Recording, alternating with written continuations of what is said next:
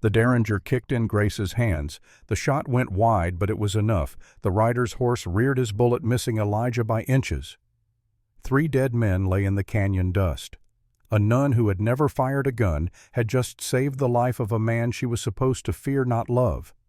But that moment of violence was nothing compared to what had brought her here. 6 weeks earlier, a telegram had arrived at a Charleston convent that would destroy everything Grace Whitmore thought she knew about duty, faith, and desire. The telegram arrived at the Charleston convent on a morning thick with Carolina heat, the kind that made the air shimmer above the cobblestones and turned the chapel into an oven, despite its thick stone walls. Sister Grace Whitmore had been kneeling in that chapel for 2 hours, her knees aching against the unforgiving floor, rosary beads slipping through fingers gone numb from repetition. The sorrowful mysteries again. Always the sorrowful mysteries, as if joy had no place in a life dedicated to Christ. She heard the footsteps before she saw the shadow. Mother Superior. Catherine moved like winter itself, all frost and inevitability, her habit rustling with the sound of judgment postponed but never forgotten. Grace kept her eyes closed, continued the prayer, but her heart had already begun its treacherous acceleration. Nothing good ever came from Mother Superior's footsteps in the middle of morning devotions. The older woman's hand settled on Grace's shoulder, surprisingly gentle. That gentleness terrified her more than harshness ever could. "Child, you must rise. There is news." Grace stood, her 24-year-old body protesting the hours of stillness. 6 years she had knelt on these stones. 6 years of prayer and silence, and the slow, steady burial of anything that might have once been called desire. She turned to face Mother Superior and saw the telegram trembling in those age-spotted hands like a leaf that knew winter was coming. "It concerns your father." The world tilted. Grace reached for the wall-found stone held on. Mother Superior's voice softened further, which meant the news was very bad indeed. "Dr. Whitmore has passed, Grace. In the Wyoming Territory. A fever, they say. Quick at least. He would not have suffered long." The telegram itself was brief, as if death required no elaboration. "Father dead. Silver mine half yours. 3 partners waiting. Come immediately. Hayes, proprietor, Copper Star Boarding House, Resurrection Creek, Wyoming Territory." Grace read it 3 times. The words refused to change. Her father. Her father, who had raised her alone after cholera, took her mother when Grace was 17. Her father, who had taught her to read medical texts before she could properly hold a teacup, who had believed women had minds as capable as men's, who had promised he would return from the silver fields within a year. 2 at most, just long enough to establish his practice in the mining settlements before sending for her. That had been 18 months ago. And now he was dead in a place called Resurrection Creek, and Grace was an orphan twice over, and the only family she had left was this convent full of women who had chosen God because the world had given them no better option. Mother Superior was speaking again. Grace forced herself to listen through the ringing in her ears. "You must go, of course. Settle his affairs. The mine, his debts, whatever obligations he left behind. I grant you leave for 8 weeks. The older woman's eyes, pale blue and sharp as winter sky, fixed on Grace with an intensity that felt like prophecy. 8 weeks, Grace. You will return before the Feast of the Assumption. You will take your final vows as planned. This is your last test from God, your last temptation of the world before you bind yourself to Christ forever." Grace nodded because words had abandoned her. She had been a novice for 6 years, her commitment conditional, her soul held in that strange liminal space between the world and the cloister. In 8 weeks, she would speak the vows that would seal her fate for eternity, unless she chose otherwise, unless she walked away. But walk away to what her father was dead. She had no other family, no prospects, no future except the one these walls promised: safety, structure, purpose. The certainty that she would never be abandoned again because she had already abandoned everything else. Mother Superior pressed the telegram into Grace's hand. "Pack lightly. The journey will be arduous. And Grace." She paused, her grip tightening on Grace's fingers. "Remember who you are. Remember whose you are. The world will try to claim you, but you belong to God." 3 days later, Grace stood on the platform of the Charleston station, wearing the full habit of her order, black as morning white coif, framing a face she barely recognized in the reflective window of the train car. 24 years old, and she looked like she had never laughed, never danced, never felt the sun on bare shoulders or the wind in loose hair. The novice's veil covered everything that might have once been called beautiful. That was the point. She carried 2 trunks. One held her father's medical books, the instruments he had left behind when he departed for the territories, the tools of healing he had sworn she would need someday. The other held her meager possessions, a spare habit undergarments that were more punishment than clothing, and a Derringer pistol that Mother Superior had insisted she take. Grace had never fired a gun in her life. The weight of it in her reticule felt like a coiled snake, dangerous and probably useless. The train lurched forward. Charleston fell away behind her, all genteel decay and faded glory, a city that remembered being important and could not quite accept that the war had rendered it obsolete. Grace watched it disappear and felt nothing. 6 years in the convent had taught her that feeling was dangerous. Feeling led to wanting. Wanting led to sin. The journey to Cheyenne took 3 days. Grace shared a car with rough men who stared too long, their gazes tracking her every movement each time she shifted in her seat. She could feel their attention like brands against her skin, hot and invasive, lingering on the curve of her neck beneath the coif, the shape of her body beneath the shapeless black wool, the pale slice of wrist visible where her gloves ended. One of them wet his lower lip when she caught him staring. It made her stomach turn with revulsion, and something else she refused to name, some animal awareness that her body existed and could be wanted.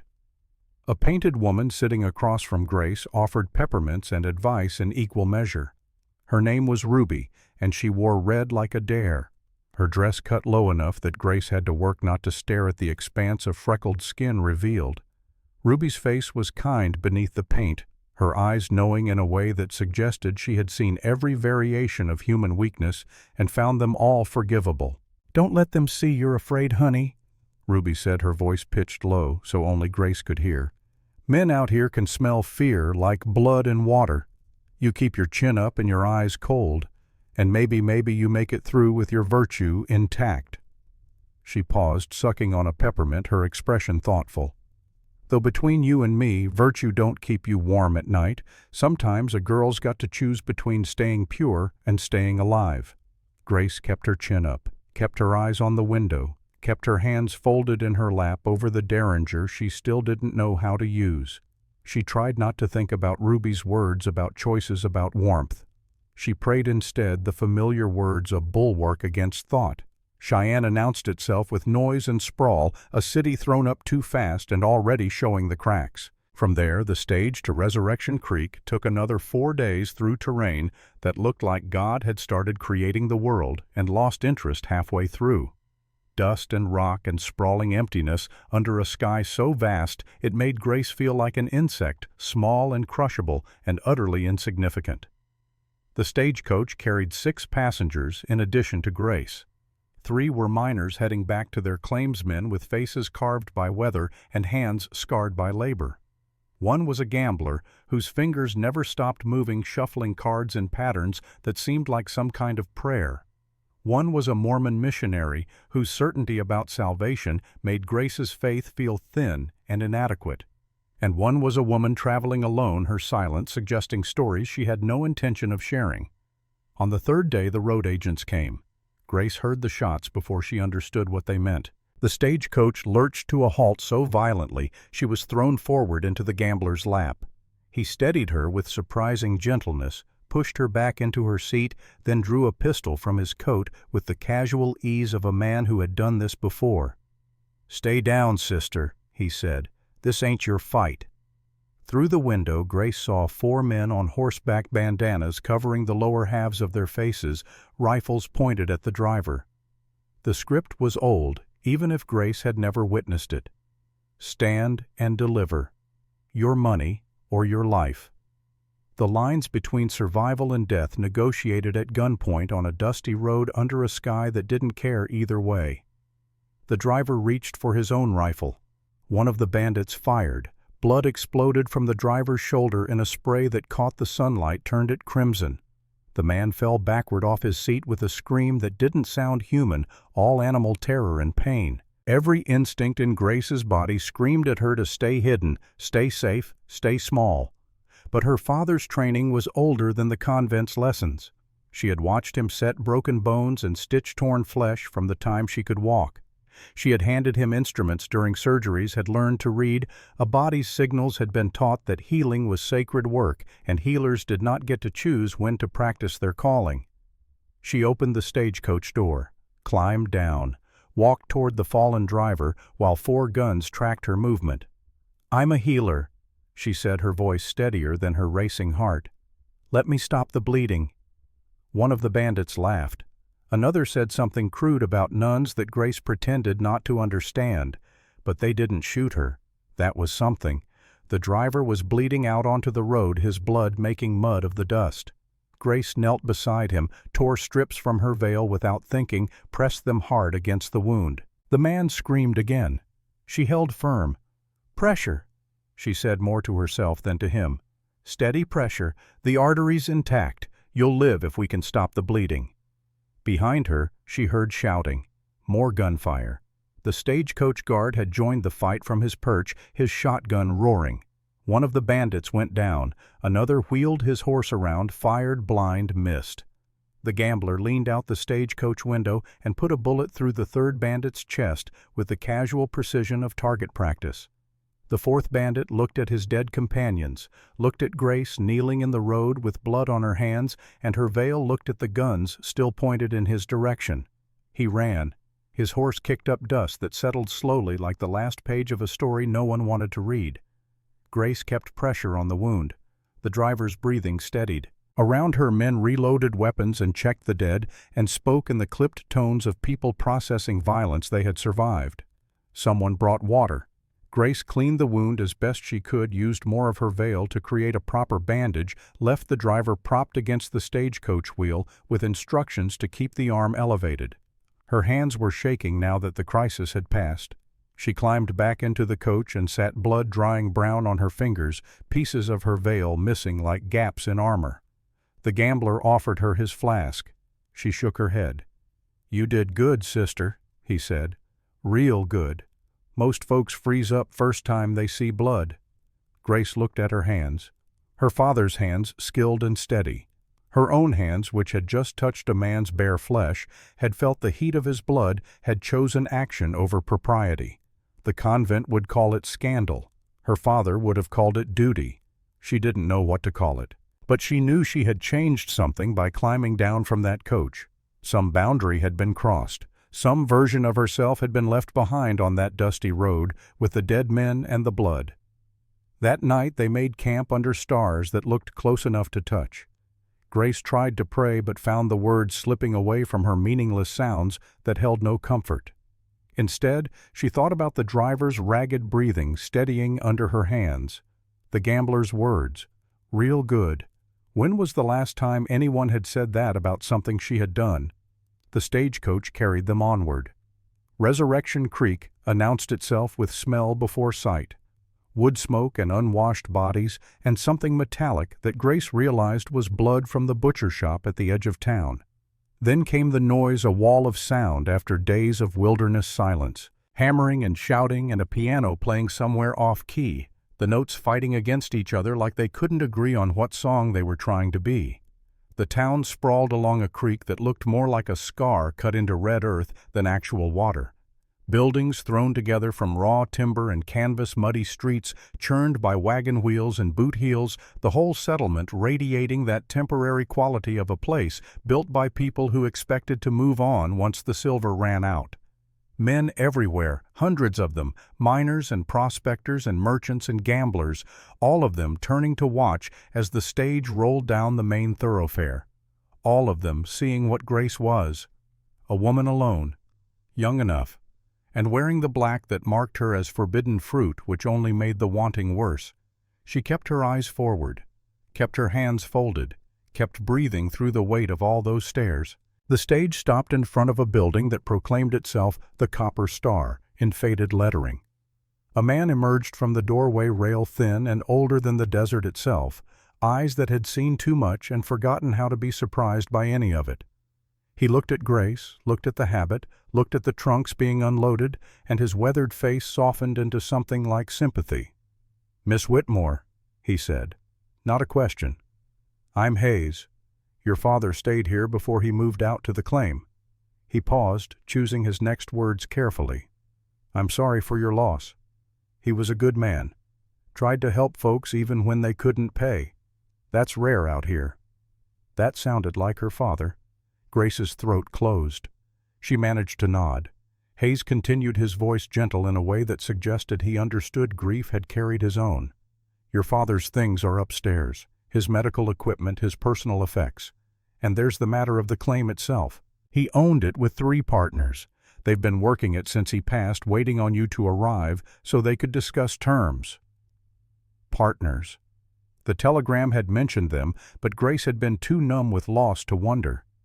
Now the questions rose. What manner of men are they?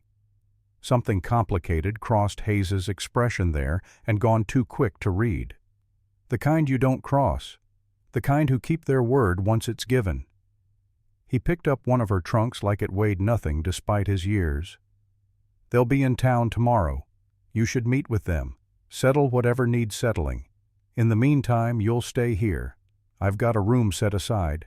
It's clean, and the door has a lock that works." The room was small, and the bed narrow, but Hayes had been telling the truth about the lock. Grace tested it 3 times before she allowed herself to sit on the edge of that narrow bed and finally let the tears come. Her father was dead. She was alone in a place that felt like the edge of civilization. Tomorrow she would meet 3 strangers who apparently owned half of whatever her father had left behind. She cried until she had nothing left.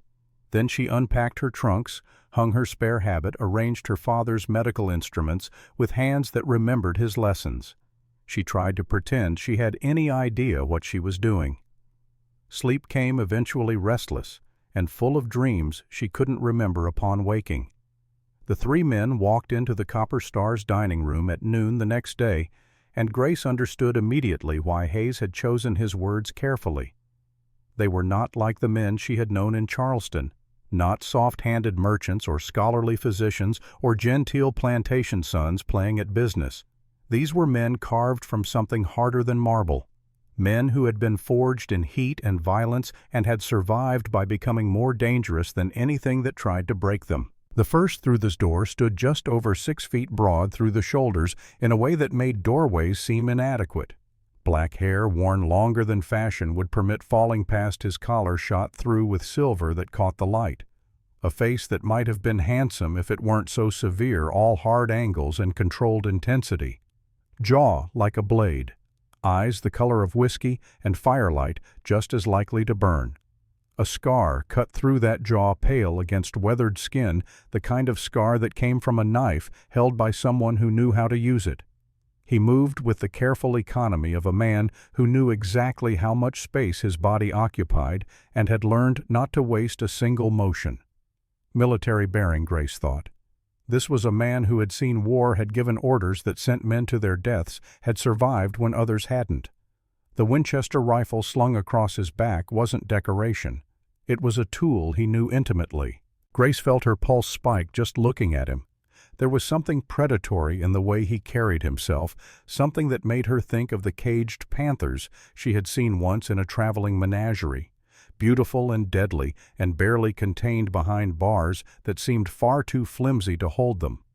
The second man was taller, 6'3", at least built, rangy, and lean, all muscle and bone with nothing extra. Sun-darkened skin that spoke of years under the Arizona sky transferred to Wyoming territory. Hair a shade lighter than his companion's sandy brown, shot through with copper when the light hit it right. A face more lived in than the first man's lines around eyes that were a startling pale blue, the kind of blue that made you think of winter sky after a storm.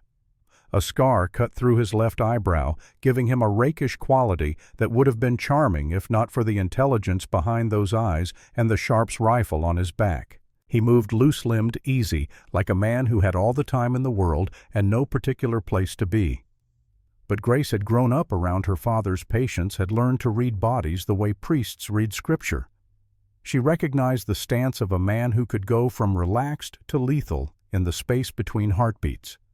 When he smiled at her, something low in her belly clenched, unexpected and unwelcome. The smile transformed his face from merely handsome to devastating.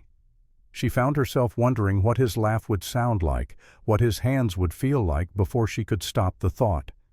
Heat flooded her face. The third man made her breath catch. He was the largest of the three, 6'5" if he was an inch, shoulders that blocked the light from the window behind him, a frame deep enough to cast shadows, arms that looked like they could bend iron bars without particular effort. But it wasn't his size that made her pulse spike. It was the way he moved, graceful despite his bulk, light on his feet as a dancer. Hair darker than midnight cropped close to his skull. A face that would have been beautiful if it weren't so masculine, high cheekbones, and a mouth that looked like it knew secrets. And his eyes. God help her, his eyes. The color of winter storms, gray and silver, and holding an intelligence that made her feel naked despite being fully clothed. When those eyes found hers, something electric shot through her body. Her thighs clenched involuntarily beneath her skirts. She felt herself growing warm in places no proper lady acknowledged her body awakening in ways no 6 years of prayer had prepared her for. 3 men, 3 sets of eyes finding her where she sat at a corner table with her tea cooling in front of her and her hands folded to hide their trembling. 3 different expressions of something she couldn't name but felt in her bones, a recognition that scared her more than the road agents had. Hayes made the introductions with the solemnity of a man presenting royalty. "Miss Whitmore, may I present your father's partners in the Little Sister claim. This here is Elijah Stone." He gestured to the first man, the one with whiskey eyes and war in his bearing. "That's Jonah Thorne." The second man, copper-shot hair and that dangerous ease. "And the big fellow is Daniel Morrison. Folks call him Bear." The third man, the one whose eyes made her want to press her thighs together harder. Hayes's voice softened.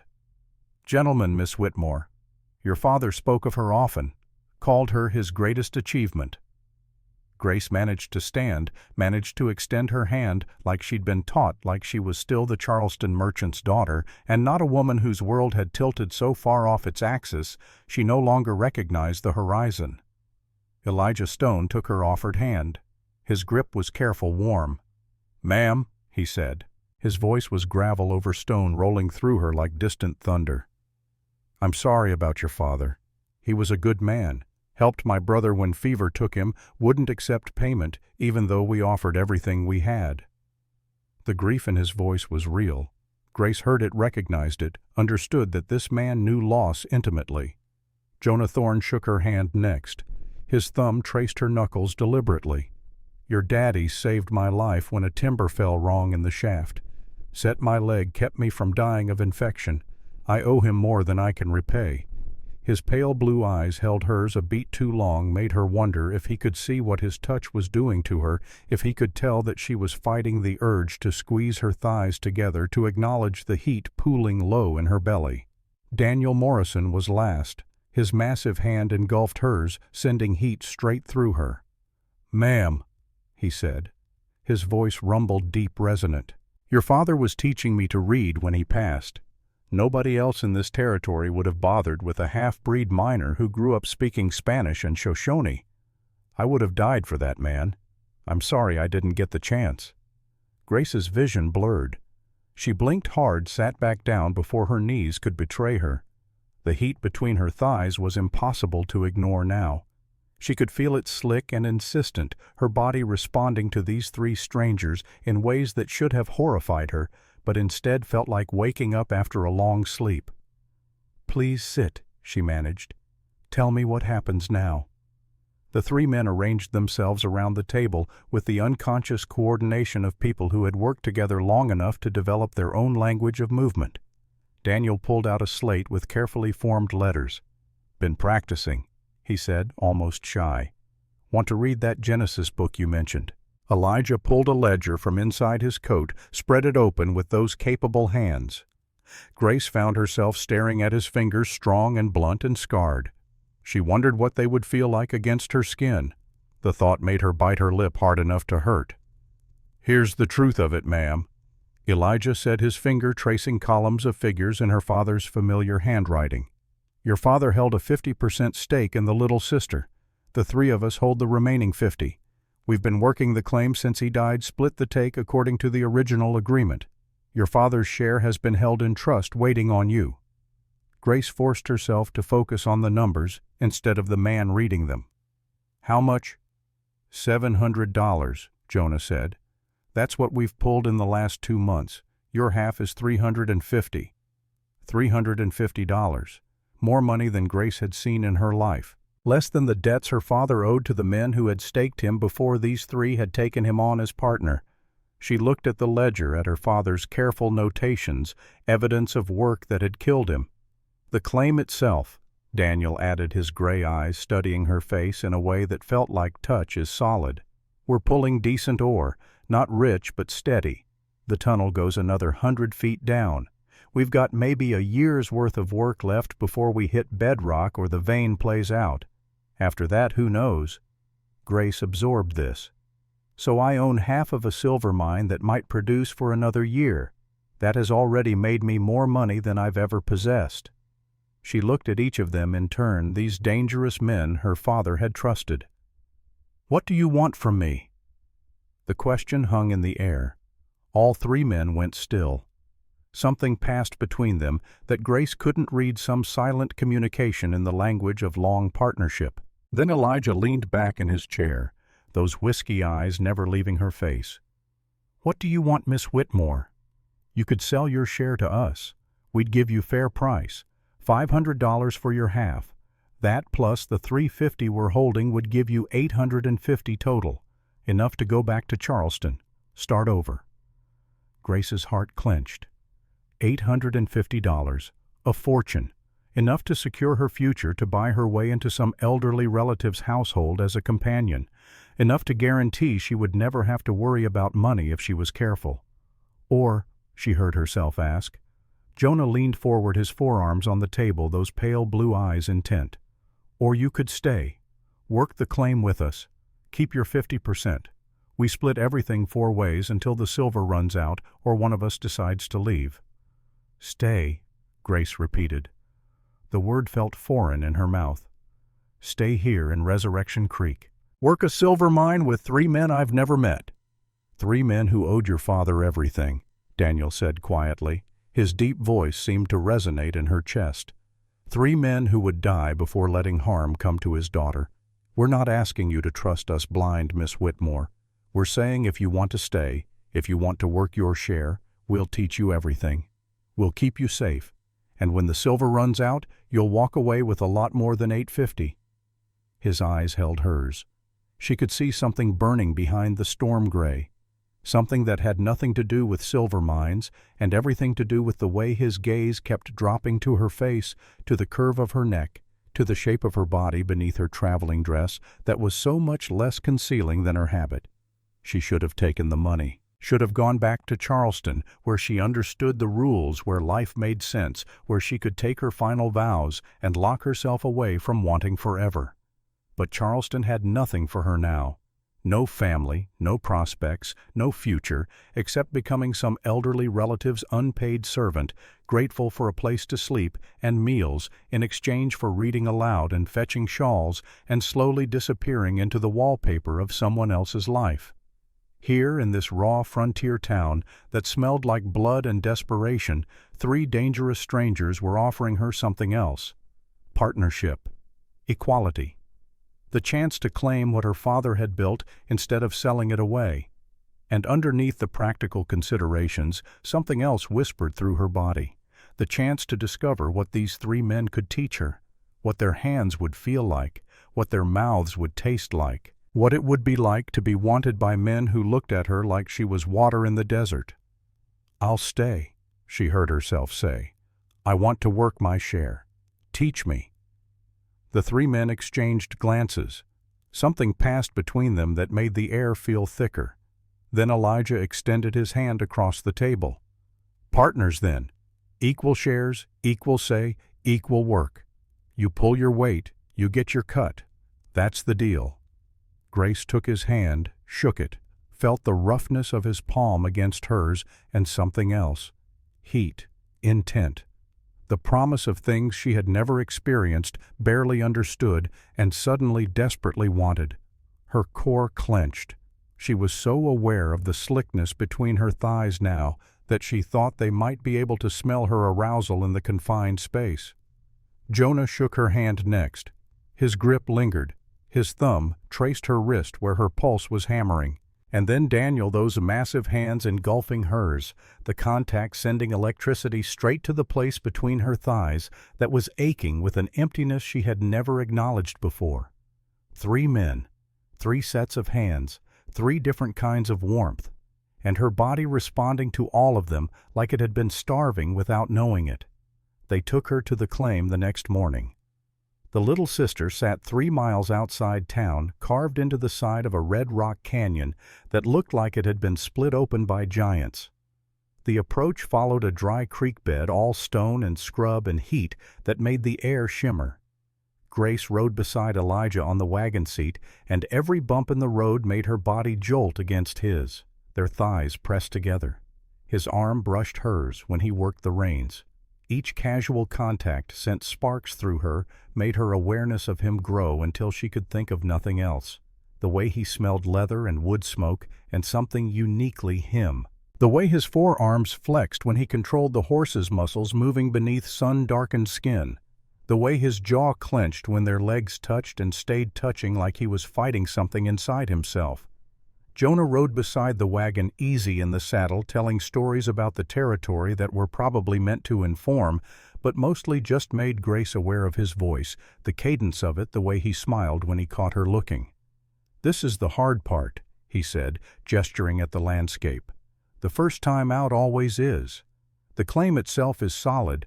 We've built structures, got the tunnel properly shored up. But getting there means riding through country that doesn't suffer fools. Rattlesnakes, scorpions, the occasional mountain lion.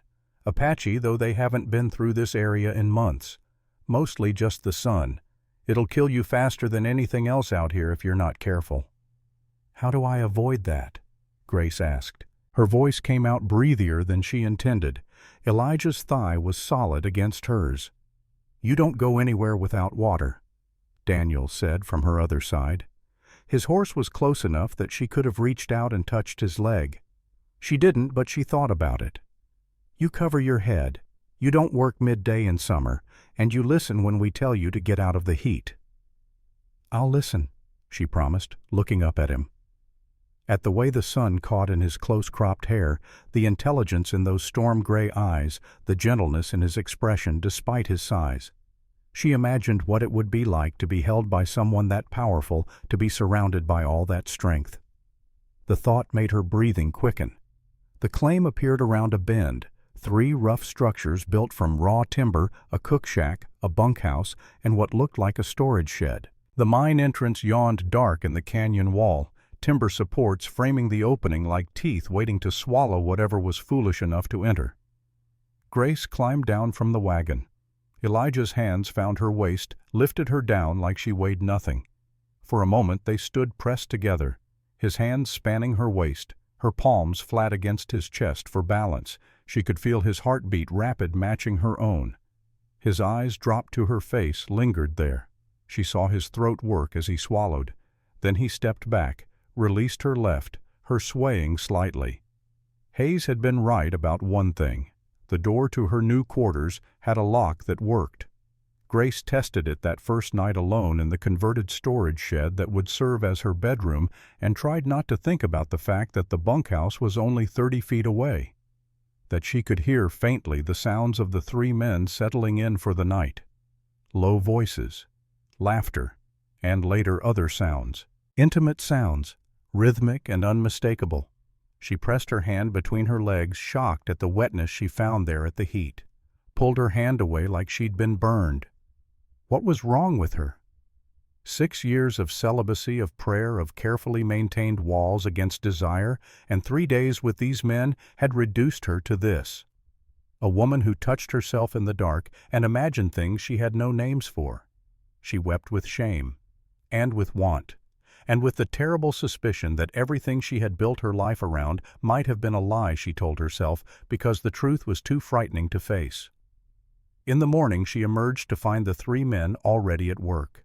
They taught her the basics with a patience that surprised her.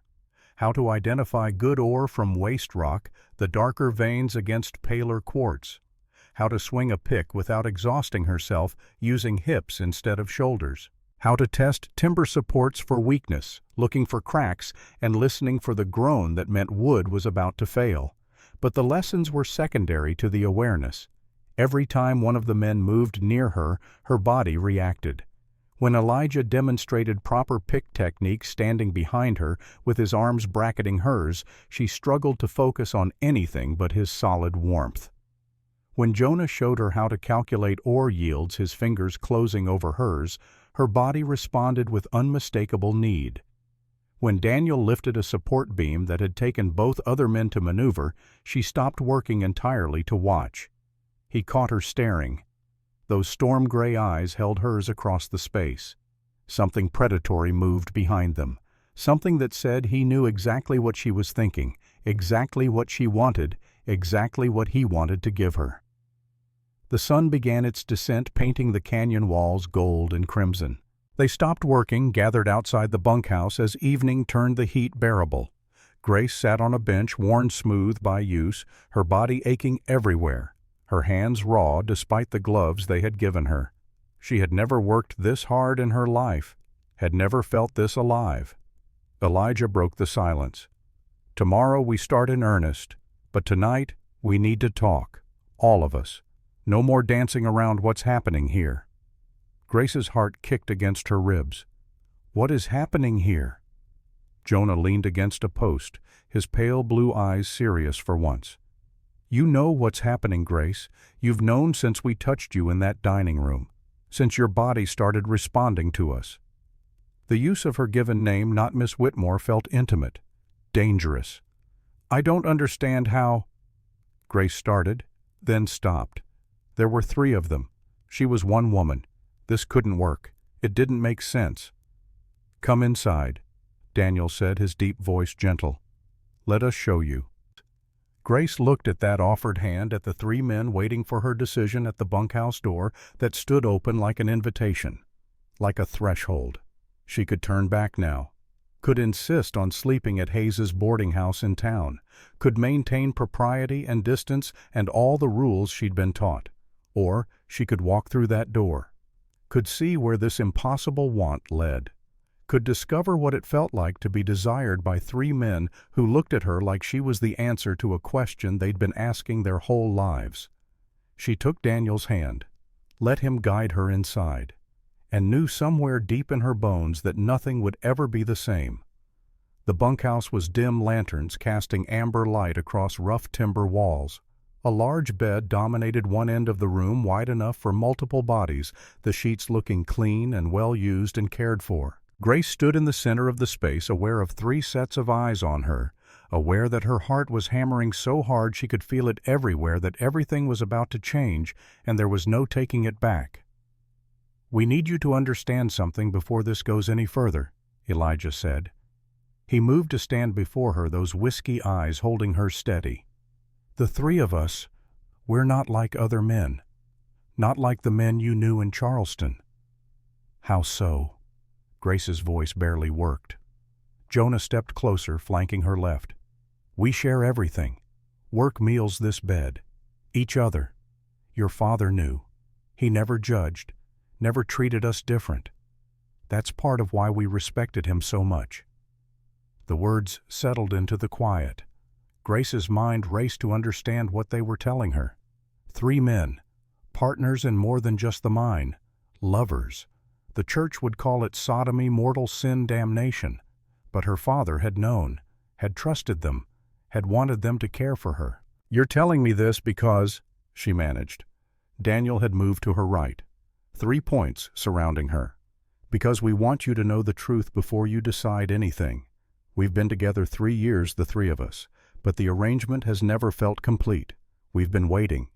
"For what?" Grace whispered. Elijah's hand came up, cupped her face with a gentleness that belied his size. "For you, for the fourth, the one who would make us whole." The world tilted. Grace felt the words rearrange everything she thought she understood. "You want me. All three of you want me. Together." "If you'll have us," Jonah said softly. "If you're brave enough, strong enough, if you can handle what we're offering, which is everything." Daniel's voice was rough honest. "All three of us loving you, teaching you, showing you pleasures you've never imagined, making you ours in every way that matters." Grace should have been scandalized, should have fled. But her body was singing with want, her core aching with emptiness, her skin hungry for touch she'd never experienced.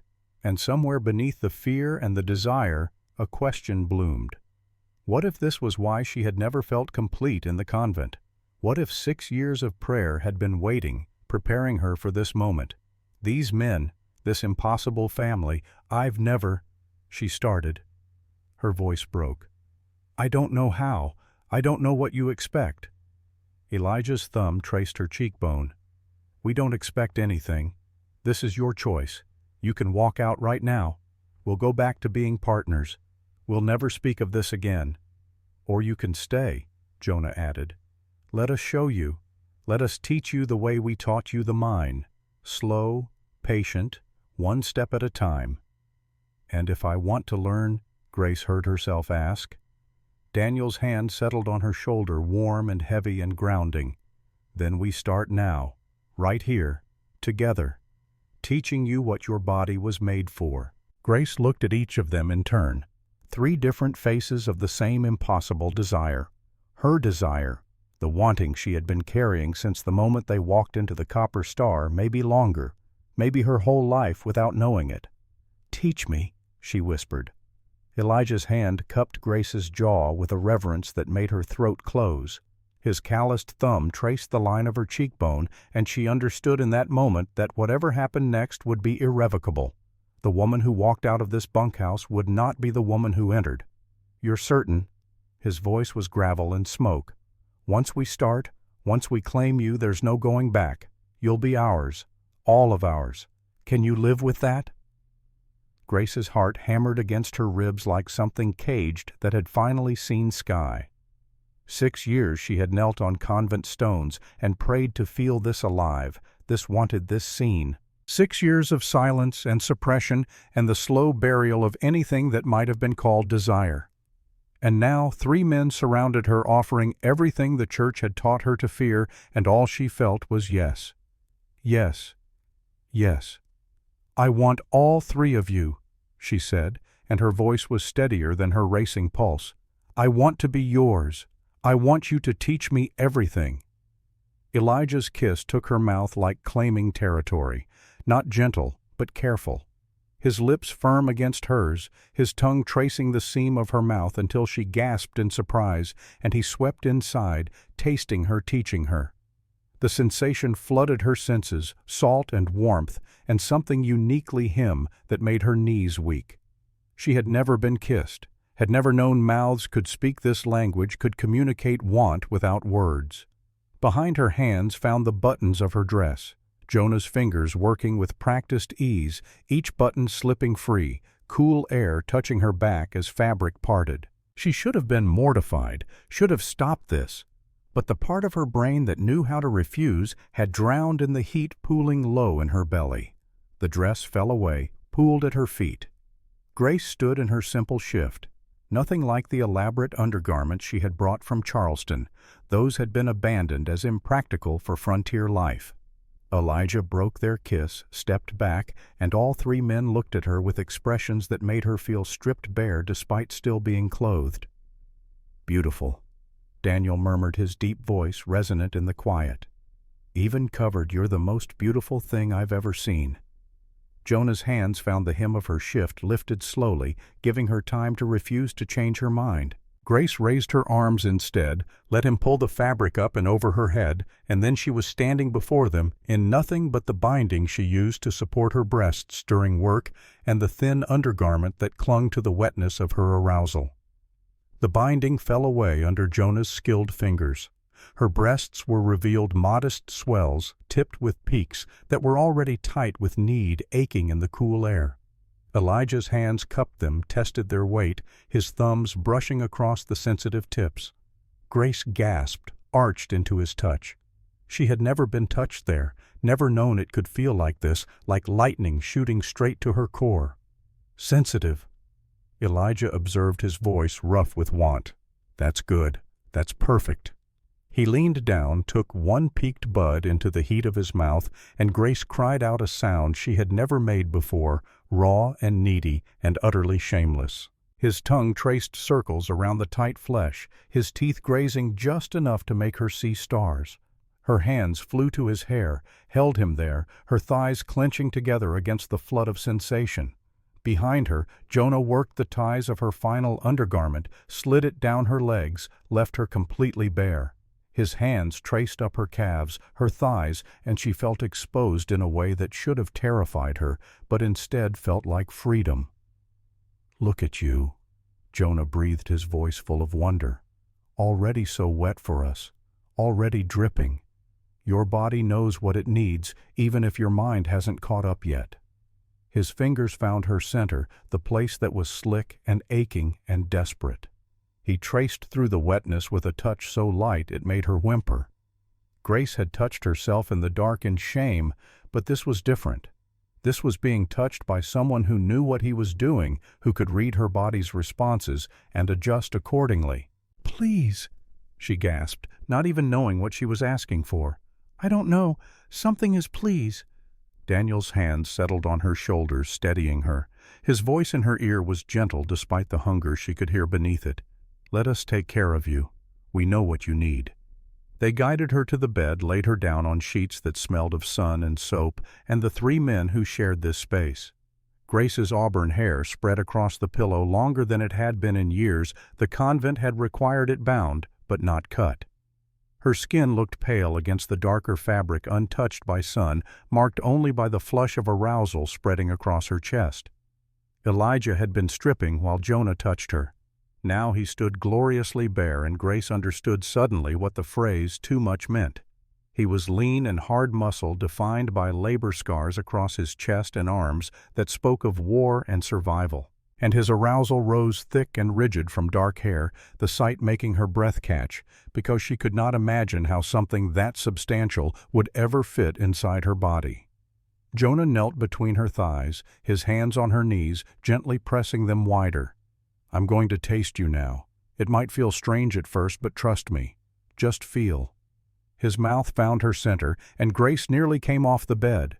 The sensation was overwhelming wet heat and clever tongue tracing through her folds, exploring every ridge and valley, finding that sensitive pearl at her apex and circling it with maddening precision. Her hips bucked involuntarily. Elijah's hands caught them, held her still while Jonah worked. She had never felt anything like this. Pleasure built in waves, each one cresting higher than the last, carrying her toward something she could sense but not name. Jonah's tongue moved faster, found a rhythm that made her entire world narrow to a single point of sensation. Then his finger slid inside her, just one testing, and her body clenched around the intrusion. "So tight," Jonah murmured against her slick flesh. "So hot. I can barely fit one finger. We're going to have to take our time preparing you." He worked that single finger slowly, letting her body adjust, then added a second. The stretch was immediate, almost uncomfortable, but his mouth never stopped its relentless attention to that pearl of nerves. Pleasure and pressure combined into something that felt like drowning, like flying, like dying, and being reborn. The wave crested and broke. Grace shattered her body, convulsing, clenching around Jonah's fingers as sensation crashed through her with enough force to tear a cry from somewhere deep in her chest. Everything went white at the edges and molten at the center. When she came back to herself, she was trembling, tears streaming down her face from the intensity. "Beautiful," Daniel said softly. He had been watching his massive hand wrapped around his own arousal, and Grace could see now that he was even larger than Elijah, impossibly thick, the crown already glistening with evidence of his need. "We're just getting started," Elijah said, and there was promise in his voice, dark and sweet. He positioned himself between her thighs, the blunt crown of his length pressing against her entrance. "This will hurt at first, but I'll go slow, and it will get better. I promise." He pushed forward. The stretch was immediate and intense, her body protesting even as it tried to accommodate him. Grace gasped, her hands fisting in the sheets. It hurt, a sharp burning that made tears spring fresh to her eyes, but beneath the pain something else built, a sense of fullness, of completion, of finally understanding what her body had been made for. Elijah worked himself in slowly, inch by devastating inch, his jaw clenched with the effort of restraint. When he was fully seated, they both gasped. He pressed his forehead to hers, breathing hard, giving her time to adjust.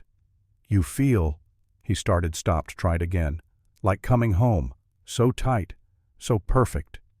Then he began to move, slow withdrawal until just the tip remained, then a thrust that filled her completely. The rhythm built gradually, each stroke sending sparks through her body, different from what Jonah had done, but no less intense. The pain faded, replaced by pleasure that mounted with each movement. Grace heard herself making sounds, whimpers and gasps, and wordless pleas. Elijah's rhythm quickened his control, fraying at the edges. His hand found that sensitive pearl where their bodies joined, circled it in time with his thrusts, and suddenly Grace was climbing again, racing toward another peak. This climax hit harder than the first, her body clenching around Elijah's length, pulling him deeper. He groaned, drove deep, and held there, and she felt the pulse of his release, felt the warmth of his seed flooding her core, marking her, claiming her in the most primal way possible. When he withdrew, Grace felt empty, bereft. But Daniel was already moving into position, his storm-gray eyes holding hers. "My turn," he said, and his voice held both gentleness and hunger. "I'm bigger than Elijah. This might be uncomfortable, but your body can take it. Trust yourself." He pushed inside, and Grace understood what he meant. The stretch was immediate and overwhelming, her body struggling to accommodate his girth. She felt split open, claimed beyond what she thought possible, but Daniel moved with infinite patience, working himself in, slowly letting her adjust to each inch. When he was fully seated, Grace could barely breathe. She was so full, stretched to her limits, impaled on this massive man who looked at her like she was precious and breakable and sacred all at once. "How does that feel?" he asked, his voice strained with the effort of holding still. "Like too much," Grace gasped. "Like exactly right." He began to move long, slow strokes that dragged against every sensitive place inside her. The angle was different from Elijah, put pressure on spots deep within that made her see stars. Each thrust sent lightning up her spine, built pleasure so intense it bordered on pain. Jonah moved to kneel beside the bed, his length level with Grace's face. She understood what he wanted, opened her mouth, let him slide between her lips. The taste of him flooded her senses, salt and musk, and something uniquely Jonah. She had no idea what she was doing, but instinct took over her tongue, exploring, creating suction, taking him deeper until he hit the back of her throat, and she had to work not to gag. "Easy," Jonah murmured, his hand gentle in her hair. "Breathe. You're doing so well. Taking us both. Being so good for us." The praise sent warmth through her chest, even as Daniel's movements grew harder, faster. She was caught between them, filled, completely used for their pleasure, while her own built toward another impossible peak. Daniel's hand found that sensitive pearl, circled it relentlessly, and Grace came apart for the third time, her body convulsing around his thickness. Daniel followed her over the edge moments later, his release flooding her already marked core, so much of it that she felt it leak out around where they were still joined. Jonah finished in her mouth, the taste coating her tongue, and she swallowed because there was nowhere else for it to go. When they finally released her, Grace collapsed boneless against the sheets, thoroughly used, marked inside and out by two men, her body aching in ways she had never imagined. But Jonah was waiting, and his pale blue eyes held promise. "You've taken 2 of us," he said, positioning himself at her entrance. "Now you take the 3rd. Now you understand what it means to be claimed by all of us." He slid inside in one smooth stroke, her body slick enough now from Elijah and Daniel's seed that he met little resistance. But the length of him reached deep touched places the others hadn't, and the sensation made her back arch off the bed. His rhythm was different from the others, not brutal like Daniel's deep claiming or commanding like Elijah's possession, but something gentler, more deliberate, each movement designed to give her pleasure rather than just take his own. "Beautiful," he murmured against her ear. "So beautiful, taking all of us, being so perfect for us." His hand found hers, laced their fingers together, and the intimacy of it brought tears to Grace's eyes. This wasn't just physical, wasn't just bodies moving together. This was connection, belonging, the kind of intimacy that transcended flesh. "Come for me," Jonah whispered. "One more time. Show me how good we make you feel." His thumb found that oversensitive pearl one last time, and Grace broke apart completely, her body clenching around him. Jonah followed her into release, his seed, joining the others, 3 men's essence mixed inside her womb, 3 men's claim on her body, absolute. When he withdrew, Grace lay trembling, overwhelmed by sensation and emotion and the magnitude of what had just happened. They gathered around her, 3 bodies surrounding hers, hands gentle now, soothing. Daniel brought water, made her drink. Elijah cleaned the evidence of their pleasure from her skin with a damp cloth, his touch tender. Jonah simply held her, his arms creating shelter, his heartbeat steady against her ear. "How do you feel?" Elijah asked quietly. Grace took inventory. Her body ached everywhere, soreness settling into muscles that had been used in entirely new ways. She could feel where they had been inside her, the stretch and fullness, and the warmth of their seed still present. But underneath the physical sensation, something else glowed, satisfaction deeper than anything she had ever experienced. "Like I finally understand what I'm supposed to be," she whispered. "Ours." Daniel said, his deep voice certain. "That's what you're supposed to be. All 3 of us. If you'll have us." "All 3 of you," Grace confirmed. "All 3 of us together." They made love to her twice more that night, teaching her different positions, different pleasures, the ways bodies could fit together and create something larger than the sum of their parts. By the time dawn light crept through the windows, Grace was thoroughly claimed, marked inside and out, so sore she could barely move, but more content than she had ever been in her life. She woke to find herself surrounded by 3 male bodies, Elijah's chest at her back, Jonah's arm thrown across her waist, Daniel's massive frame curled protectively around them all. Safe, wanted, seen in ways the convent had never allowed. But with morning came reality.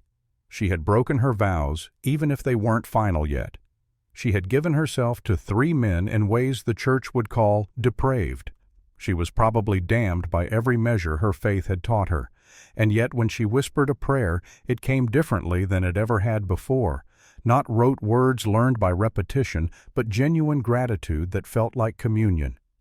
"God, if you're there, thank you. For this, for them, for showing me I'm more than fear." The week that followed established new patterns. Mornings began with Grace alone in her shed, maintaining the forms of devotion even as their meaning shifted. She still prayed, but the words felt personal now, conversations rather than recitations.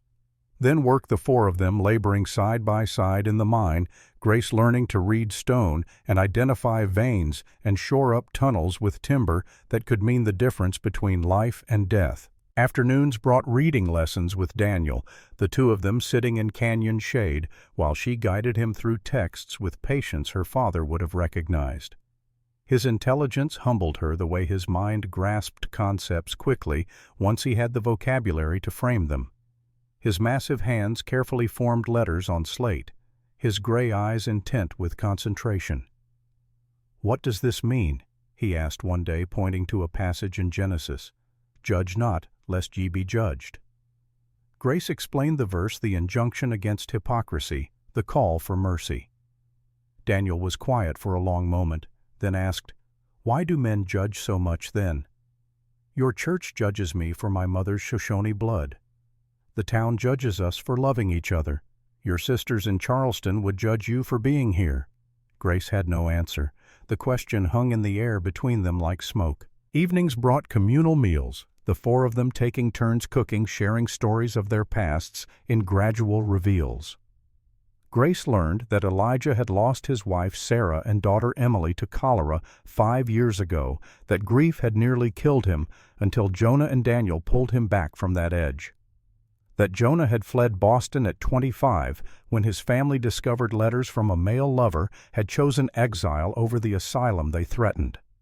That Daniel had been rejected by both his Scottish father's people and his Shoshone mother's tribe, caught between worlds that wanted him to choose and punished him for being both. And the nights were for other lessons, for explorations of pleasure that left Grace breathless and sated and increasingly comfortable in her own skin. They taught her to ride Elijah, to control the pace and depth, to take what she needed. They showed her how to pleasure them with hands and mouth, how to read their body's responses. They demonstrated what it meant when all three took her at once, a claiming so complete she felt dissolved into pure sensation. On the 8th day, Grace woke before dawn to sounds from the bunkhouse that were different from the usual intimate murmurs. Voices raised not in passion, but in argument. She dressed quickly, crept closer, and through the thin walls heard words that made her blood run cold. Elijah's voice, harsh with anger she had never heard directed at his partners. "What are you doing, Jonah?" "Talking to her. She's lonely. We're lonely. What's wrong with that? She's a nun promised to God. We can't just claim her because we want her." Daniel's deep rumble. "Can't what? Feel she's not like other women, Eli. She sees us, really sees us." "That's the problem," Elijah shot back. "She sees too much. This ends badly. It always does." "Or it ends well," Jonah argued. "For all of us, like we talked about before she even arrived." Silence. Then Elijah's voice, quieter, but no less intense. "We talked. Doesn't mean we should act on it. Doesn't mean I'm ready to risk what we have for something that might destroy us all." Grace's heart hammered. They had discussed her before she arrived, had talked about the possibility of her joining them. But Elijah was resistant, protective of what the three of them already had, afraid she would shatter their carefully constructed family. She retreated to her shed before they could discover her eavesdropping, but the knowledge sat heavy in her chest. Jonah wanted her. Daniel wanted her. But Elijah was holding back, keeping part of himself separate despite the physical intimacy they had shared. At breakfast the tension was visible. Elijah distant and cold. Jonah careful, choosing his words. Daniel confused, looking between his partners like he was trying to solve an equation with too many variables. Grace forced the confrontation. "What's wrong?" "The three of you are barely speaking." Long silence. Finally Jonah spoke. "We need to tell her." "Not yet," Elijah said. "She deserves to know," Daniel added. "Know what?" Grace demanded. Elijah stood paced to the edge of camp, stood with his back to them all. His shoulders were rigid with tension, and Grace could see the war being waged inside him. Jonah answered instead. 4 months ago your father said something. He was watching the three of us working and living together, and he said we needed a fourth. Someone who could see past what we are to who we are. Someone brave enough to choose us despite what the world would say. Daniel continued, his gray eyes holding Grace's. "We laughed, said there was no woman who would accept us. But your father just smiled and said, 'My Grace would, if you're brave enough to ask her.'" The words hung in the air. Her father had known, had planned this in some way, had believed she would fit into this impossible arrangement. "So you've been planning this?" Grace asked carefully. "Since before I arrived." "Not planning," Jonah said quickly. "Hoping, wondering, but we didn't know if you'd want us, if you'd be able to accept what we are." Elijah turned, and Grace saw pain in his whiskey-colored eyes, the kind of pain that came from loss survived but never forgotten. "I haven't wanted a woman since Sarah died. 5 years, Grace, 5 years of nothing. And then you stepped off that stage and I I wanted so much it terrified me because the last time I let myself want someone, the last time I let myself love cholera, took her and our daughter and left me with nothing but grief. Grace stood cross to him, took his scarred hands in hers. I'm not Sarah, and I'm not asking you to forget her. But Elijah, I'm here. I'm choosing this. I'm choosing all three of you. For how long? The question came out raw. Until your 8 weeks are up and you go back to Charleston to take your final vows. Until the town's judgment becomes too much and you realize you can't live like this. Until you meet someone normal who can give you a normal life. I don't want normal, Grace said fiercely. I want this. I want you, all of you, for as long as you'll have me. Daniel moved to stand beside them. We'd have you forever if you'd let us. Jonah joined them, completing the circle. Stay, not as a nun, as Grace, as yourself, with us. Grace looked at each of them in turn, 3 men offering her something the convent never had. Choice. Partnership. The chance to build a life on her own terms rather than accepting the one prescribed by doctrine and expectation. I'll stay, she said, but I need time. I need to understand what that means, what I'm giving up, what I'm choosing. Take all the time you need, Elijah said. His hands tightened on hers. We're not going anywhere. That Sunday, Grace made a decision. She dressed in her habit for the first time since arriving at the mine, the black wool feeling foreign against skin that had grown accustomed to simpler clothes. She rode into Resurrection Creek alone, ignoring the 3 men's protests that she should have an escort, and walked into Reverend Blackwood's church. The building was small and cramped, nothing like Charleston's grand cathedrals. Rough wooden pews, a simple altar, windows that let in dust-filled light. Blackwood stood at the pulpit mid-sermon, his voice rising with theatrical passion as he condemned the sins of the flesh, the degradation of the frontier, the souls that would burn for their depravity. Grace slipped into a back pew.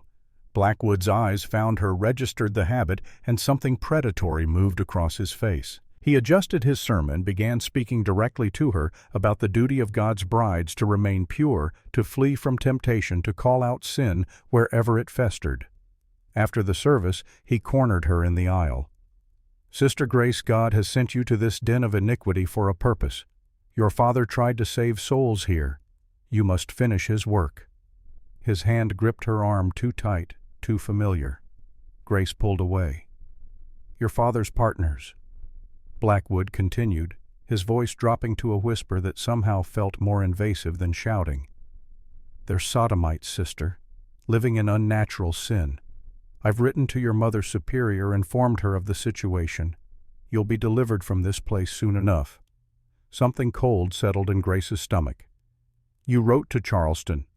Of course. It's my duty to protect you from corruption. The church will retrieve you, restore you to righteousness. Grace walked out of the church without responding, but her hands were shaking. Mother Superior would come, would demand Grace return, would use every tool of guilt and obligation and religious authority to compel obedience. She rode back to the mine in gathering dusk, her mind racing. 8 weeks had seemed like forever when she arrived. Now it felt like a countdown to a choice she wasn't ready to make. The 3 men were waiting when she returned, concern written on their faces. Grace dismounted, let Jonah take the horse, and told them what Blackwood had done.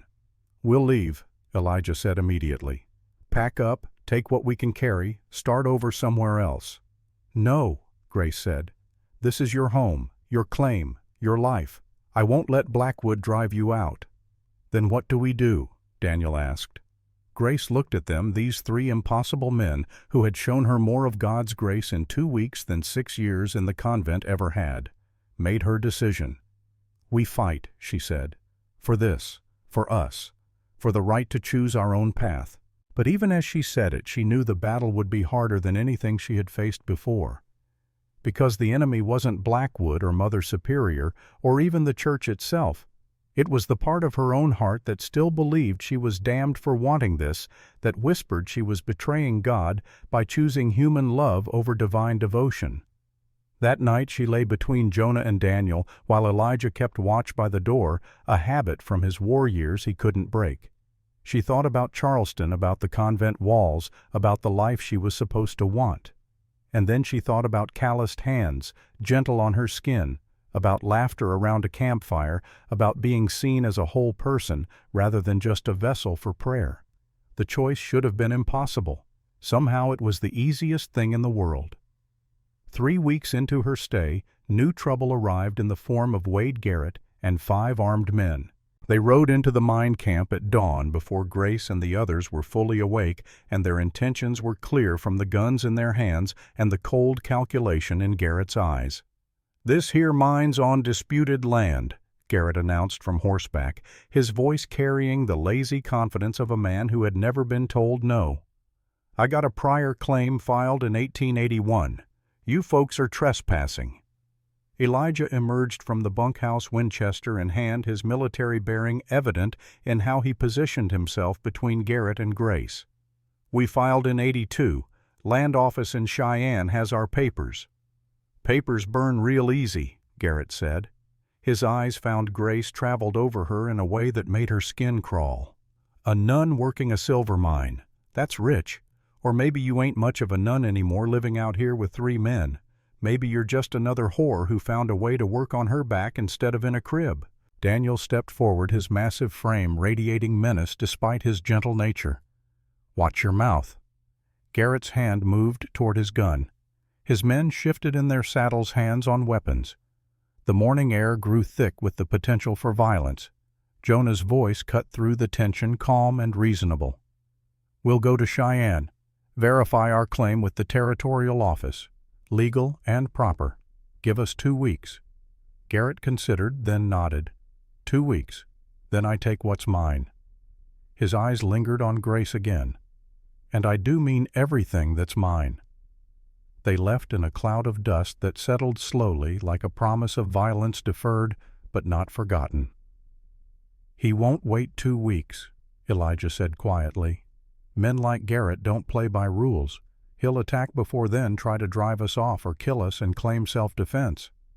"Then we go to Cheyenne now," Grace said. "Verify the claim. Come back ready." "Someone needs to stay," Daniel pointed out. "Guard the mine. If we all leave, Garrett will destroy everything." Grace made the decision. "Elijah and I will go. You and Jonah stay here, defend what's ours." The logic was sound. Grace had legal standing as half-owner.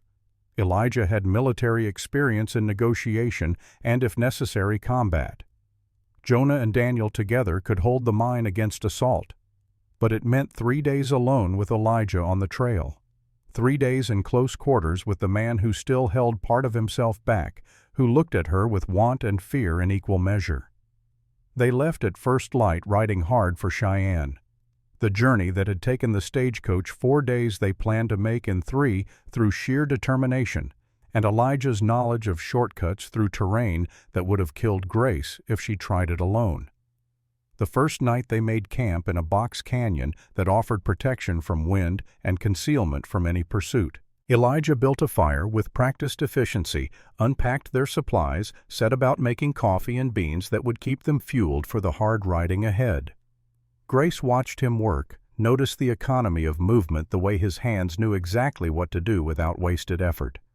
Military training, she thought.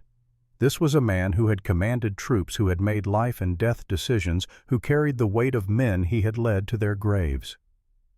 "Tell me about Sarah," she said quietly. Elijah's hands stilled on the coffee pot. For a long moment Grace thought he wouldn't answer. Then he sat back on his heels, stared into the fire, and began to speak. "I met her in Virginia before the war. She was a merchant's daughter. I was a captain in the territorial militia. Smart, funny kind in ways that made everyone around her better. We married in 1873. Emily came a year later." His voice roughened. "Sarah had the biggest heart I ever knew. When I brought Jonah home after the war, after his family cast him out, she took one look at him and said, 'He stays.'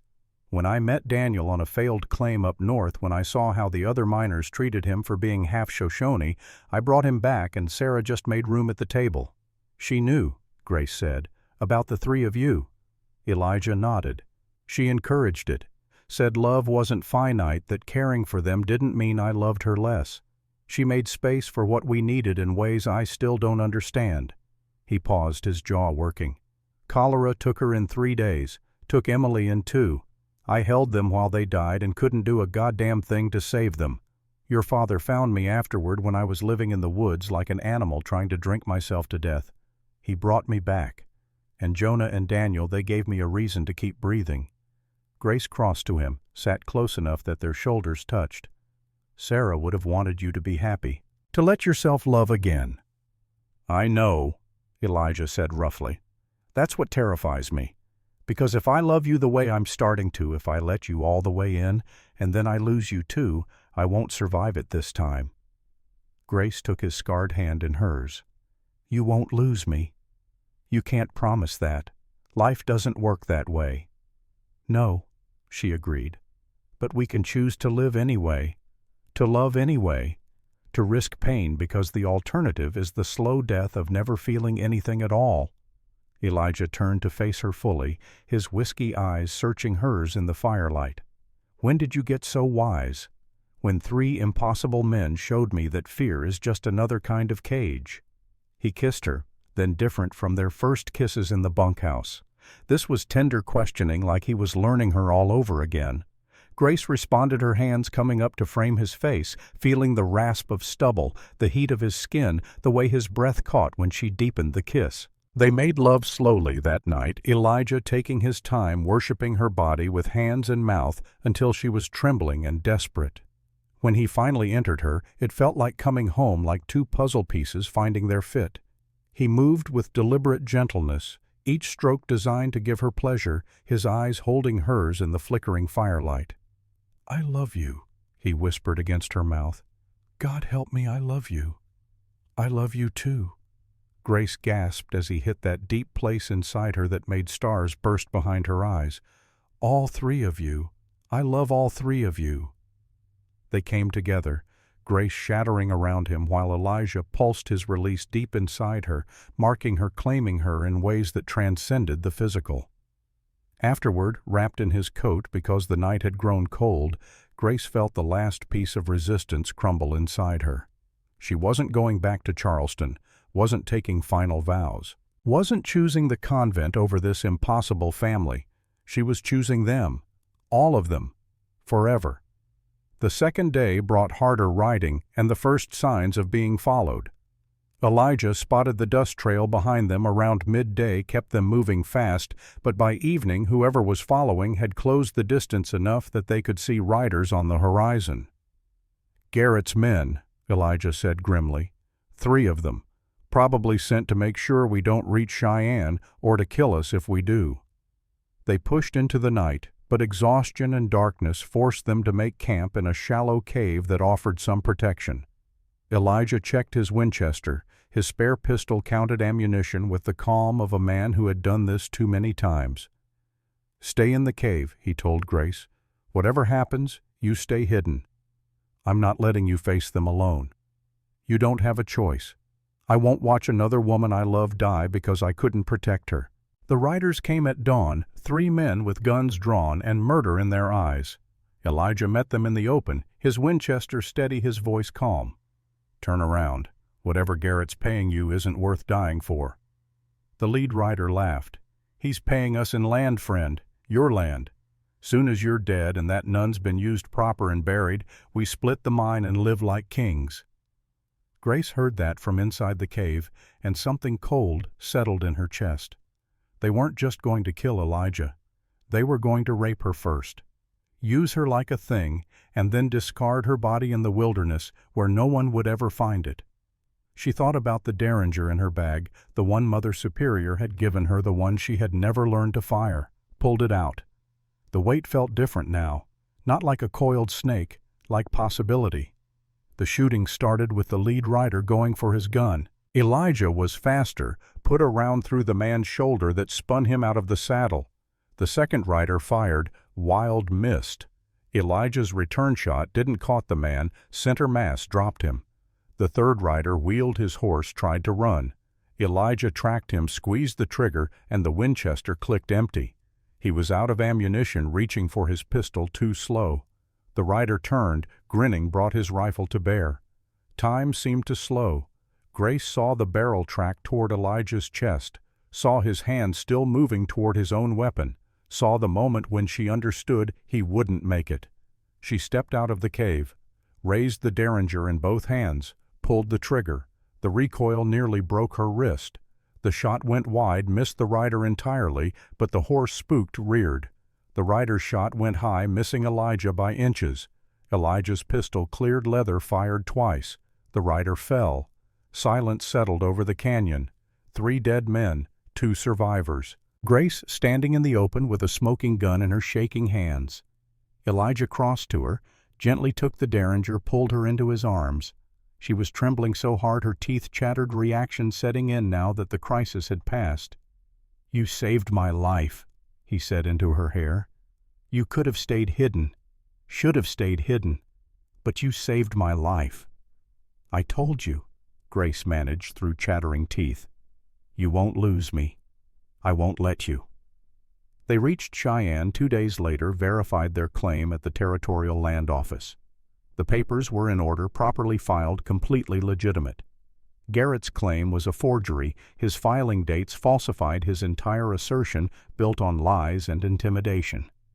But the clerk warned them, his eyes sympathetic. "This won't stop him. The law's one thing out here.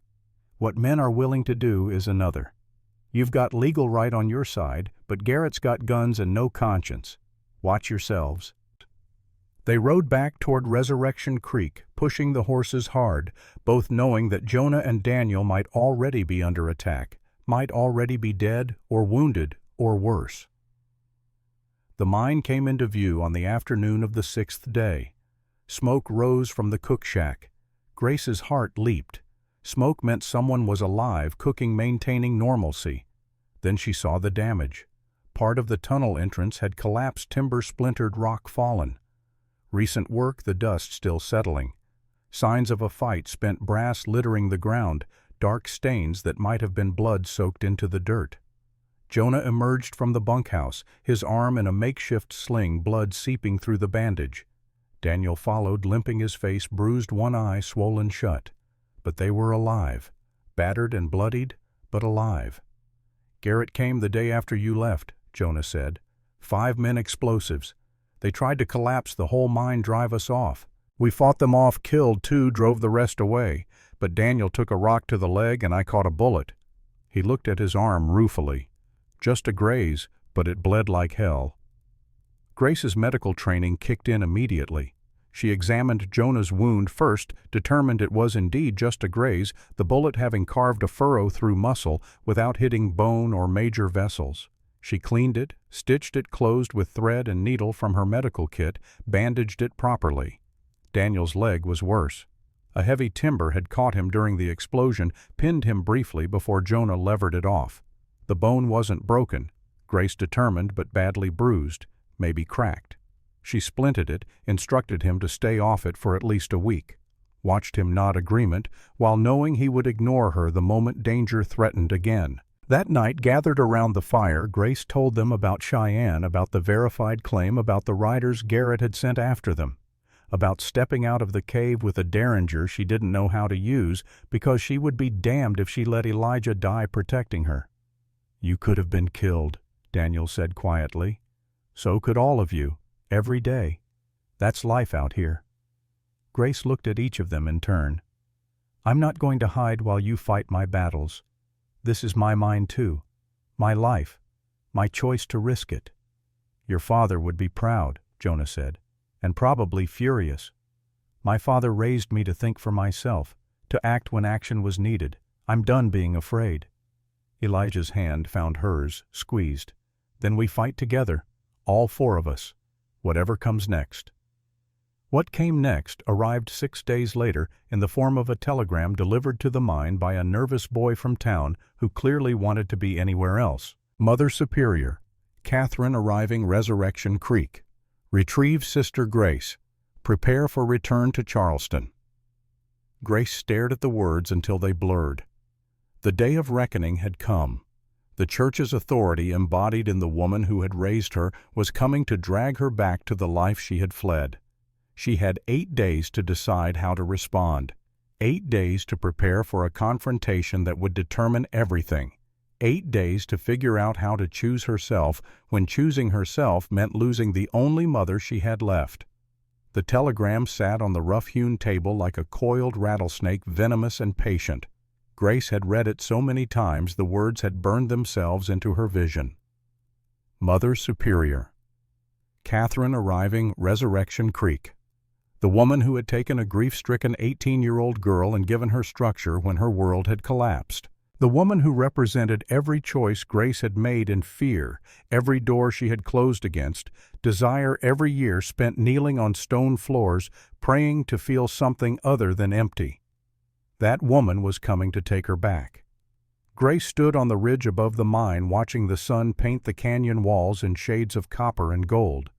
Below, 3 men worked to repair the damage Garrett's explosives had done, their movements coordinated by years of partnership, their voices carrying faintly on the evening air. Elijah directing the placement of new timber supports, his military precision evident in every gesture. Jonah calculating loads and angles, his Boston education showing through frontier pragmatism. Daniel doing the heavy lifting despite his injured leg, his massive frame making light of burdens that would have broken lesser men. Her family. The words settled into her chest with the weight of absolute truth. These 3 impossible men had become her family in ways the convent never had shown her what belonging felt like when it was chosen rather than prescribed. And in 8 days she would have to defend that choice to the woman whose approval she had spent 6 years trying to earn. "You're thinking too hard." Jonah's voice came from behind her. She hadn't heard him climb the ridge, but he moved quietly when he wanted to, a skill learned from years of needing to disappear. "I can see the wheels turning from down there." Grace didn't turn. How do I tell her Mother Superior Catherine, the woman who saved me when my father left, who gave me purpose when I had nothing? How do I explain that everything she taught me was wrong? Was it wrong? Jonah moved to stand beside her, his shoulder brushing hers in casual intimacy that still made her heart skip. Or was it just wrong for you? The church teaches that what we're doing is sin, that I'm damned for wanting you, all of you. The church teaches a lot of things, doesn't make them true. Jonah's pale blue eyes found hers. My family's church taught that loving another man was an abomination worthy of hellfire. Told me I could be cured, fixed, made normal if I just prayed hard enough and submitted to their treatment.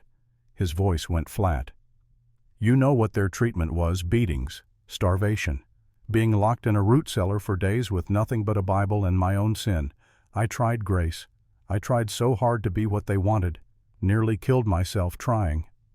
Grace's hand found his squeezed hard. She had known Jonah's family had cast him out, but not the details, not the violence of their attempt to break what they couldn't accept. Then I met Samuel. Jonah continued, his voice softening. Another exile, another man who loved wrong according to the church. And for the first time in my life, I felt seen, understood, whole. That love cost me everything: my family, my inheritance, my place in society.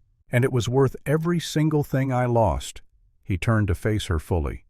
What we have here, the 4 of us, it's worth fighting for, worth losing everything for. You just have to decide if you believe that.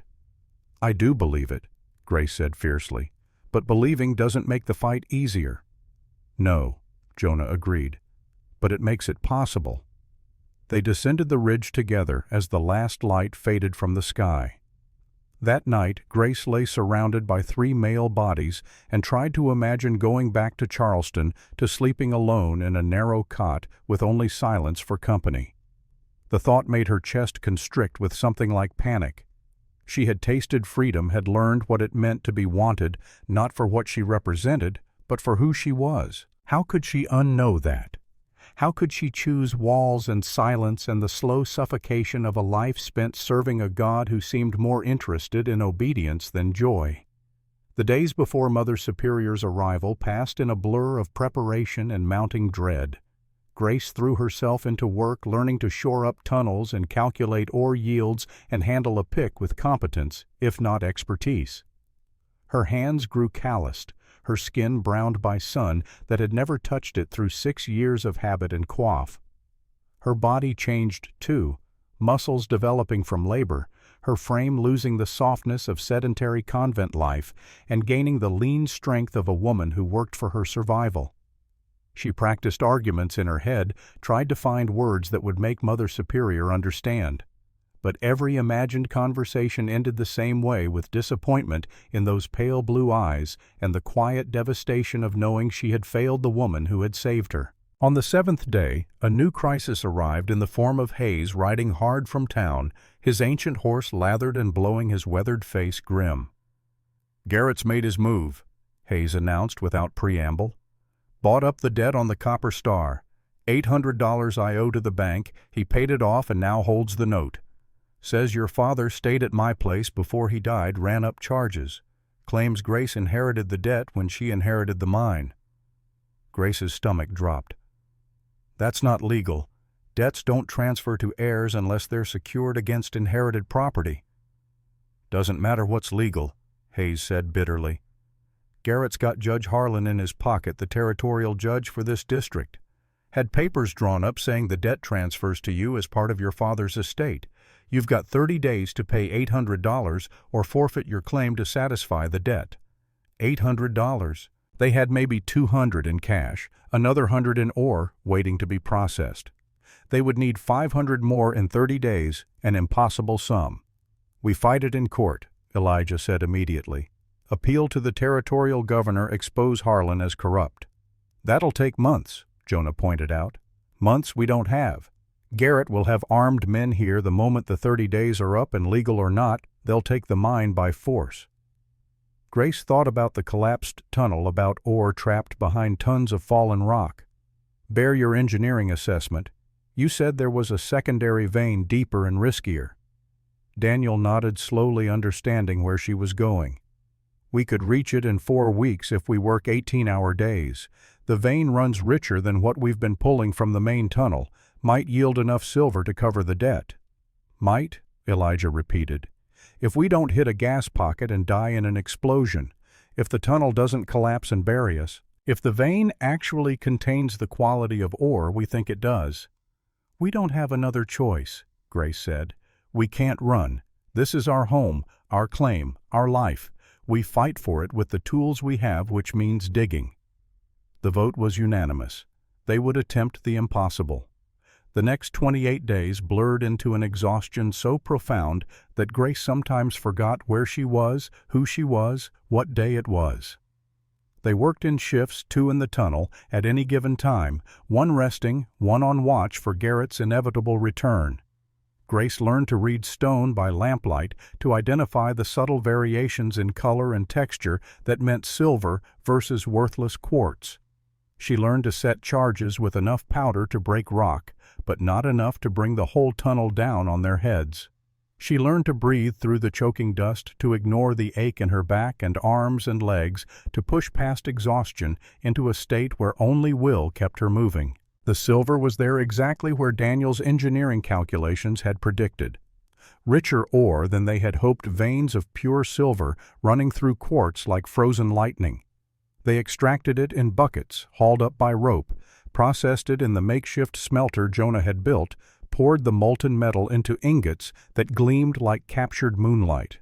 But it was brutally hard work, dangerous work, and it took its toll. Jonah collapsed in the 3rd week, his body simply giving out from exhaustion and dehydration. Grace forced him to rest, to drink water. She measured in careful doses, to eat, even when he claimed he couldn't. He was back in the tunnel 2 days later, ignoring her protests.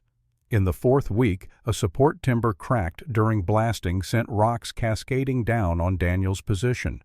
He threw himself backward, mostly avoided the fall, but a boulder the size of a man's head caught his already injured leg. The crack was audible even over the settling rock. Grace knew before she examined him that the bone had finally given way, the stress fracture from Garrett's first attack widening into a complete break. She set the leg with Daniel biting down on leather to keep from screaming. His massive frame shaking with pain, he refused to voice. Splinted it with timber and wrapped it tight, gave him the last of the laudanum from her medical kit, even though she knew they would need it later. He was working again the next day, dragging himself through the tunnel on his hands, and one good leg refusing to be sidelined when they were so close. Grace's medical practice in town continued through it all because every dollar counted, and word had spread that Dr. Whitmore's daughter had his skill with broken bones and difficult births. She delivered 3 babies in those 4 weeks, set 2 broken arms, lanced an abscess that would have killed the miner who bore it, and treated a knife wound from a saloon fight that required 18 stitches to close. The women of the town, the painted ladies who worked the cribs and the saloons, they rallied behind her in ways that shocked her. Ruby organized them, collected donations, pooled their meager earnings. $200 appeared one morning in an envelope slipped under the bunkhouse door. No note. No expectation of repayment, just solidarity from women who understood what it meant to be judged for surviving. Hayes forgave $200 of the debt, outright tore up his own note, and said what Garrett could do with legal paper. "Your father was a good man, and you're his daughter. That's worth more than silver." The miners Grace had treated came through with another 150 coins and small bills pressed into her hands with gruff thanks and quiet recognition. The frontier had its own codes, its own sense of justice. Grace had proven herself through labor and skill. That bought loyalty money couldn't purchase. On the morning of the 30th day, they rode into Resurrection Creek with $795 in cash and silver, $5 short. So close to salvation that Grace could taste it bitter as alkali dust. They arrived at the land office to find Garrett already there, his smile predatory, his eyes cold with anticipated victory. Judge Morrison sat behind the desk, his corrupt authority legitimized by the territorial seal hanging on the wall behind him. "Well, well," Garrett drawled, "cutting it close, aren't we? Though I suppose when you're about to lose everything, every minute counts." "We have the money," Grace said, her voice steady despite her racing heart. $795. We need 5 more days to process the last of our ore, then we'll have the full amount. The agreement was 30 days, Morrison said, his jowls wobbling as he spoke. Not 30 days and 5 more. You're short, which means you forfeit. The world tilted. Grace felt Elijah's hand on her shoulder, grounding her, keeping her from flying apart. Then the door opened. Hayes walked in, moving slowly, his ancient frame showing every one of his years. In his hand he held a pocket watch gold, and worn the chain broken from decades of use. "This was my father's," Hayes said quietly. "Carried it through the Mexican War, through 40 years of prospecting and boarding housekeeping. Only thing of value I own." He set it on the desk in front of Morrison. "It's worth $20 easy. I'm selling it to Grace for 5. Morrison's eyes narrowed. "That's not legal tender." "Then I'm selling it to Silas at the assayer's office for gold coin, and he's giving that coin to Grace." Hayes's weathered face was set with determination. "Either way, she makes her payment. Today. Now." For a long moment, no one spoke. Then Harlan reached out, took the watch, examined it with the eye of a man who knew the value of things. He nodded reluctantly. "This'll cover $5 at assay weight." Grace wanted to weep, wanted to throw her arms around Hayes and thank him for sacrificing the last piece of his father's memory. Instead, she straightened her spine and said, "We'll pay you back, with interest." "You'll do no such thing," Hayes said firmly. "Your father saved my life once, pulled me out of a mine shaft when the timbers gave way. This is me returning the favor. Now pay your damn debt and get Garrett out of my town." They paid. $800 in cash silver and the value of a dead man's watch. Harlan signed the receipt with obvious reluctance, stamped it with the territorial seal, and handed it to Grace like he was surrendering a piece of his own flesh. Garrett's face went purple with rage. "This ain't over. You hear me? This ain't close to over." Elijah stepped forward, his hand resting on the Winchester at his side. "Yes, it is. You've tried legal manipulation, you've tried violence, you've tried every dirty trick you know. And we're still standing. You come at us again and I won't be so generous as to let you walk away." The two men stared at each other, and Grace saw the moment when Garrett understood that Elijah meant every word, that the next attack would be met with lethal force, that the war Garrett thought he could win through intimidation was actually a war against people who had nothing left to lose and everything worth fighting for. Garrett left. His men followed. The town watched him go with expressions ranging from satisfaction to relief. The man who had tried to terrorize them into submission had been defeated not by violence, but by a community deciding that some things mattered more than fear. Grace walked out of the land office into bright Wyoming sun and felt something in her chest ease for the first time in weeks. They had won. Against impossible odds, against legal corruption and armed threats and the weight of a man's greed, they had won. But the victory tasted bittersweet, because that afternoon the stage from Cheyenne arrived carrying Mother Superior Catherine and two senior nuns, and Grace's moment of reckoning had arrived. They met in the church because Mother Superior had insisted, and Grace had been too exhausted to argue. Reverend Blackwood had provided the space with obvious glee, anticipating a confrontation that would end with Grace's public humiliation and his own vindication. Mother Superior. Catherine looked exactly as Grace remembered. Tall and spare, her habit immaculate, despite days of travel, her face lined with age, but her pale blue eyes sharp as winter frost. She radiated authority, the way the sun radiated heat, inevitable and absolute. Grace stood before her in clothes stained with mine dust and dried sweat, her hands calloused from labor, her skin browned by sun, her hair longer than the convent had ever permitted and bound carelessly at her nape. She looked nothing like a nun. She looked like what she was, a woman who had chosen a different path. "Child," Mother Superior said, and her voice held the disappointment Grace had feared. "Look at you. Look at what you've become."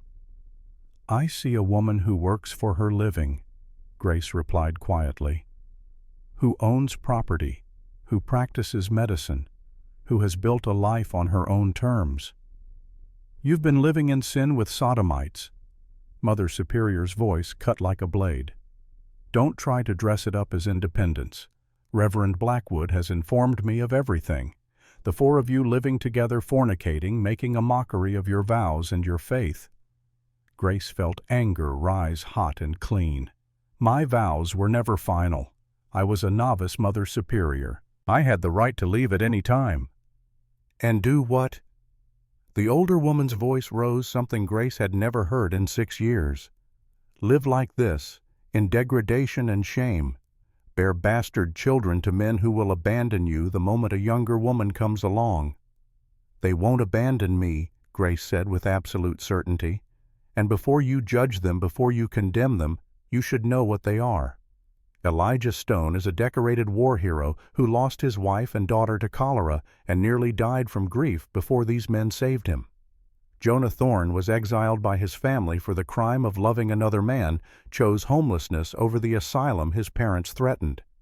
Daniel Morrison is half Shoshone and half Scottish, rejected by both peoples, taught himself engineering, and reads Greek philosophy for pleasure, despite growing up illiterate." Her voice strengthened. "These men are better Christians than most who claim the name. They live by codes of honor and loyalty and sacrifice that shame the hypocrisy I saw in Charleston drawing rooms, and yes, Mother Superior, in the convent itself." Mother Superior's face went white. "How dare you? After everything I did for you, after I took you in, when you had nothing, gave you purpose and structure and a place in God's service. This is how you repay me, with accusations and defiance." "You did save me," Grace said, and her voice softened. "When my father left, and I was drowning in grief and fear, you threw me a rope. I'm grateful for that. I'll always be grateful. But Mother Superior, the life you saved me for it was never my life. It was the life you thought I should want, the life the church prescribed. But it didn't fit. It never fit. I spent 6 years trying to make myself small enough to squeeze into that shape, and all I did was suffocate. So you chose this instead." Mother Superior gestured at the church around them at Resurrection Creek beyond its walls. Chosen degradation, willing sin.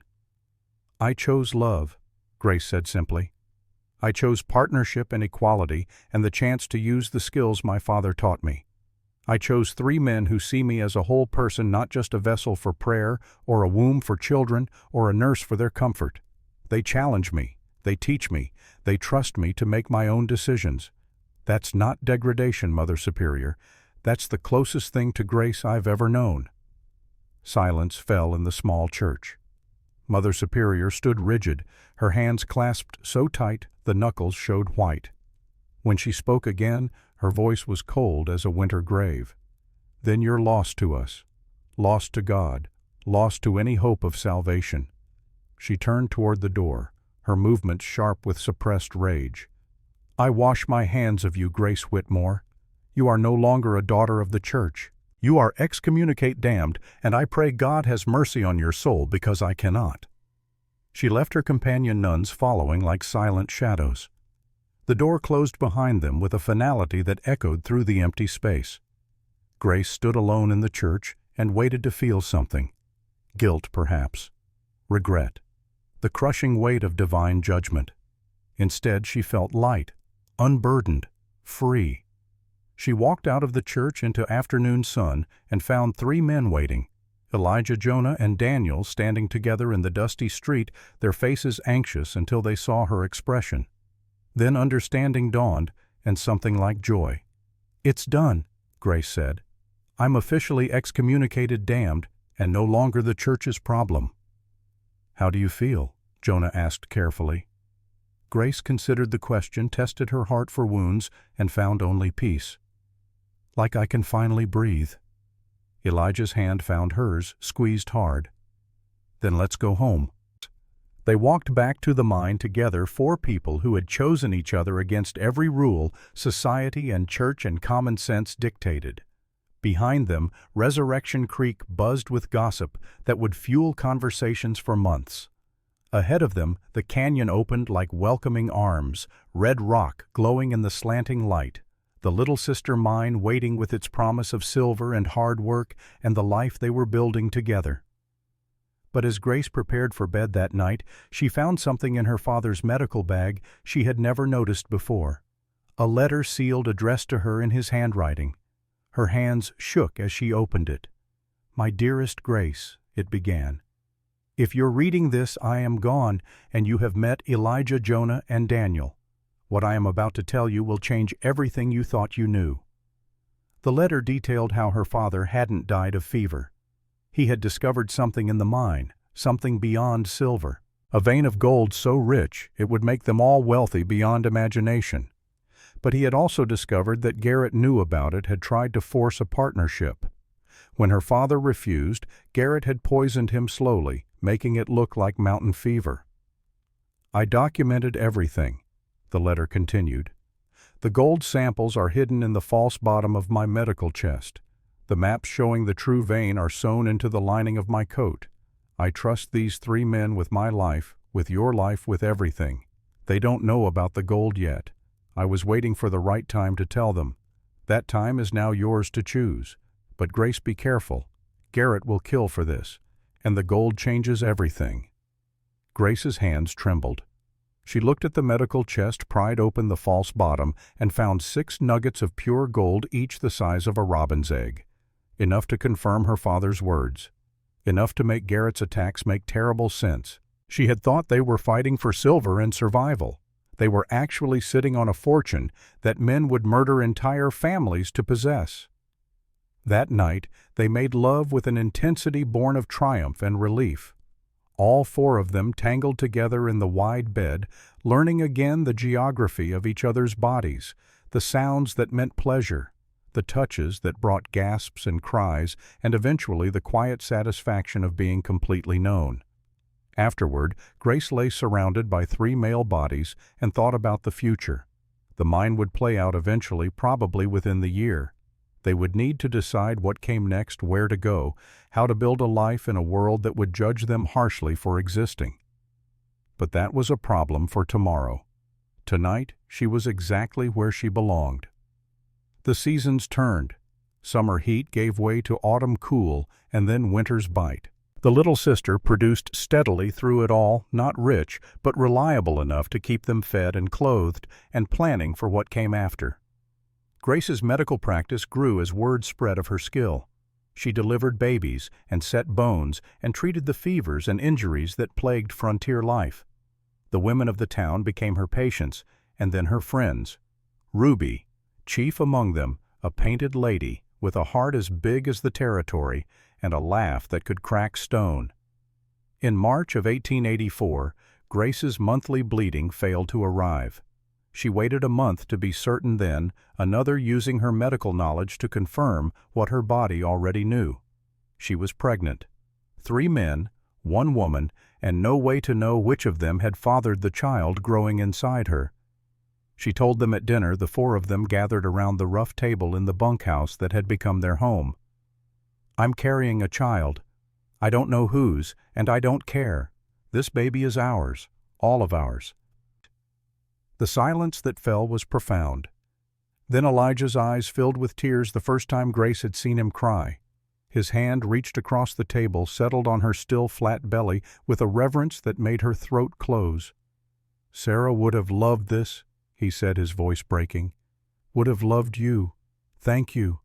Thank you for giving me this." Jonah was laughing through his own tears, joy and disbelief warring on his face. "A baby. We're going to be terrible at this. It's going to be perfect."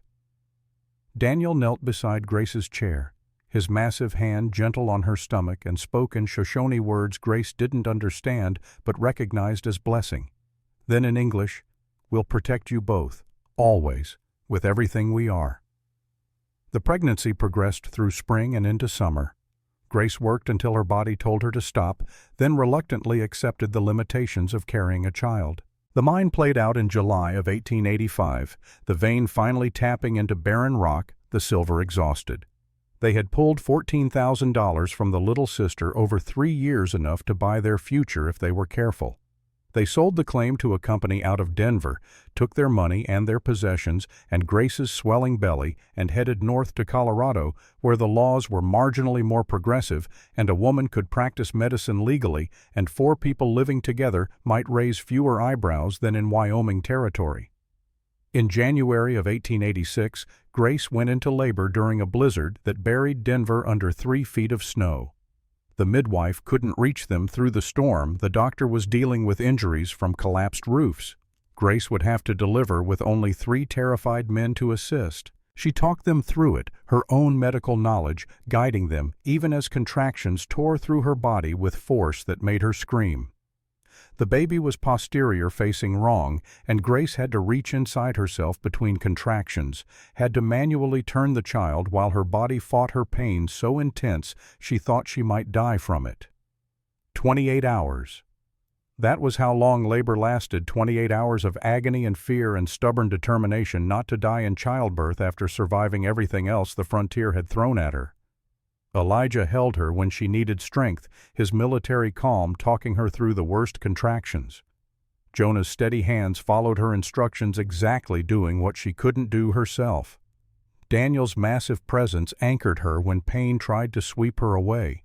His deep voice reading scripture she had asked for, not because she believed anymore, but because the rhythms comforted. The baby came at dawn, born screaming and healthy, a daughter with dark hair and storm-gray eyes that made all 3 men look at Daniel with wonder.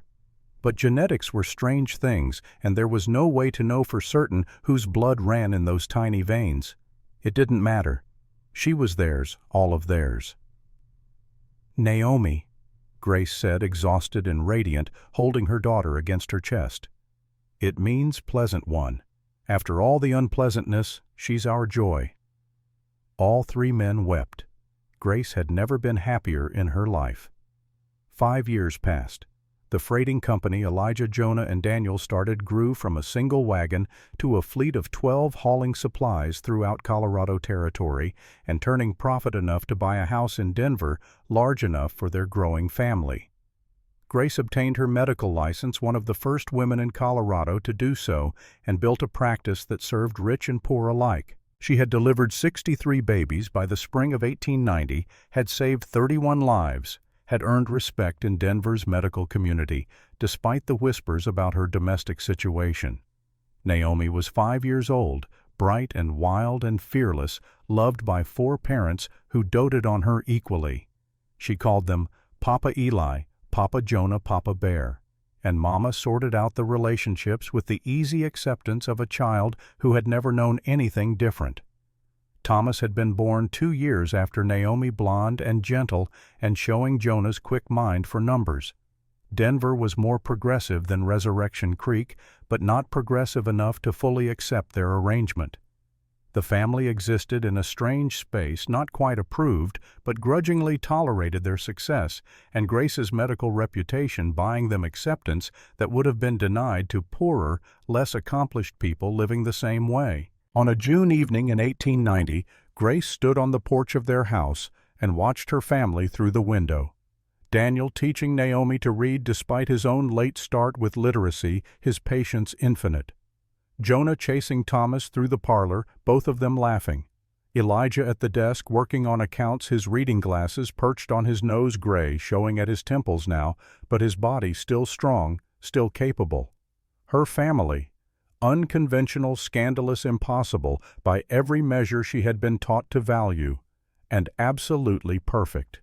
She thought about the girl who had knelt in Charleston's convent, praying desperately to feel something other than empty. Thought about the telegram that had shattered her world and rebuilt it into something infinitely better. Thought about 3 men who had offered her partnership and equality and love without limits. 10 years ago she had been a novice nun, terrified of the world beyond convent walls. 7 years ago her father had died and left her an inheritance she hadn't wanted. She had come west expecting to settle debts and return to the only life she knew. Instead she had found home, found purpose, found love that multiplied rather than divided, found herself. The church would say she was damned. Mother Superior had made that clear in their final confrontation. But Grace had delivered babies and saved lives and built a family that functioned on love and respect rather than obligation and duty. If that was damnation, if choosing joy and partnership and equality was the price of salvation, then Grace would pay it gladly and count herself blessed. She went inside as the sun set over Denver. Naomi launched herself at Grace's legs, chattering about the story Papa Bear was reading. Thomas showed her the sums he had calculated with Papa Jonah. Elijah looked up from his accounts and smiled, the expression transforming his war-carved face into something approaching peace. At dinner they gathered around the table, all 6 of them. Naomi insisted on sitting at the head because she was the princess. Thomas protested from his chair, and the adults laughed at the familiar argument. Jonah raised his glass. "To Dr. Whitmore, who brought us Grace." Daniel lifted his glass.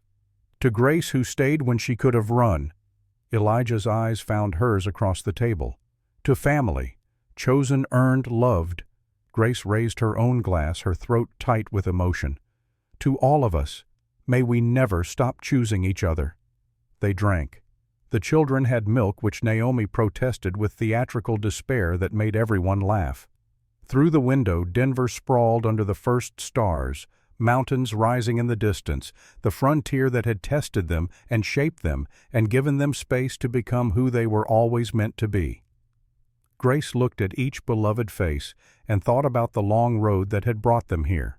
The telegram that had seemed like ending but was actually beginning. The 3 men who had offered her everything. The choice she had made to claim herself rather than accept the life others prescribed. She had come west to bury her father. Instead, she had buried her fear, had found that family was something you built rather than something you were born into, had learned that love was not finite, that it grew to fill whatever space you gave it, that choosing yourself was not selfish but sacred. The church had excommunicated her. Society judged her.